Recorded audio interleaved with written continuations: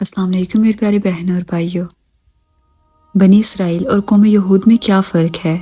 قرآن پاک میں کئی مقامات پر جہاں انہیں بنی اسرائیل کہا گیا، وہیں کئی جگہوں پر یہودی کہہ کر بھی پکارا گیا، جو یہ ظاہر کرتا ہے کہ یہ دو الگ الگ جماعتیں ہیں۔ لیکن ان میں کیا فرق ہے یا یہ جماعتیں کیسے وجود میں آئی، آئیے جانتے ہیں۔ دوستو، اس کی تاریخ ہمیں ملتی ہے حضرت سلیمان علیہ السلام کے دور میں، جو کہ آج سے تقریباً 3000 سال پرانی ہے، جبکہ اصل بنی اسرائیل کی تاریخ حضرت یعقوب علیہ السلام اور حضرت ابراہیم علیہ السلام کے دور کی ہے، جو کہ تقریباً 4000 سال پرانی ہے۔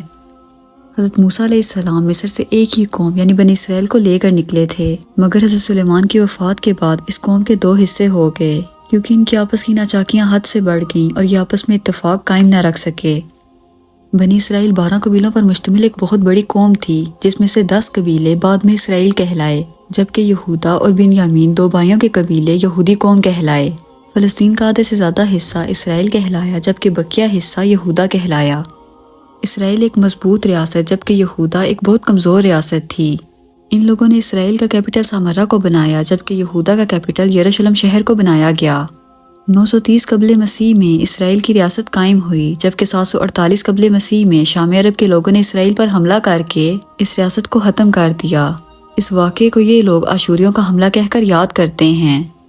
تب بنی اسرائیل قوم کے 10 قبیلے اپنی جان بچا کر دنیا کے مختلف علاقوں میں چلے گئے، اور ان کے بارے میں آج تک کوئی سراغ نہ لگ سکا کہ یہ کہاں گئے اور آج کہاں آباد ہیں۔ تب یہودیوں نے ان شام عرب کے لوگوں سے اپنا دفاع کیا اور یہودی ریاست بچی رہی۔ آج جو دنیا میں یہودی یا زیونسٹ موجود ہیں، یہ آل یہود سے ہیں۔ اب یہ وہ یہودی ہیں جو بنی اسرائیل گروہ کے ختم ہو جانے کے بعد بچ گئے۔ ان پر پہلے بخت نصر نے اور پھر ٹائٹس نے حملہ کر کے 2 مرتبہ ہیکل سلیمانی کو تباہ کیا اور دنیا میں در بدر ہونے پر مجبور کر دیا۔ یہی وجہ ہے کہ اللہ تعالیٰ نے قرآن پاک میں کہیں بنی اسرائیل اور کہیں یہودی کہہ کر ان کو پکارا، اور یہی وہ یہودی ہیں جن میں سے 1700 عیسوی میں زیونسٹ تحریک نے جنم لیا۔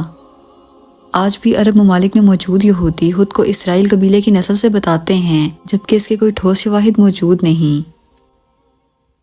دوستوں، مجھے امید ہے آج کی یہ ویڈیو آپ کو کافی انفارمیٹیو لگی ہوگی۔ اگر آپ کو ویڈیو پسند آئی ہو تو اسے اپنے دوستوں کے ساتھ ضرور شیئر کیجیے گا اور میرے چینل کو سبسکرائب کیجیے گا۔ ملتے ہیں اگلی ویڈیو میں۔ اللہ حافظ۔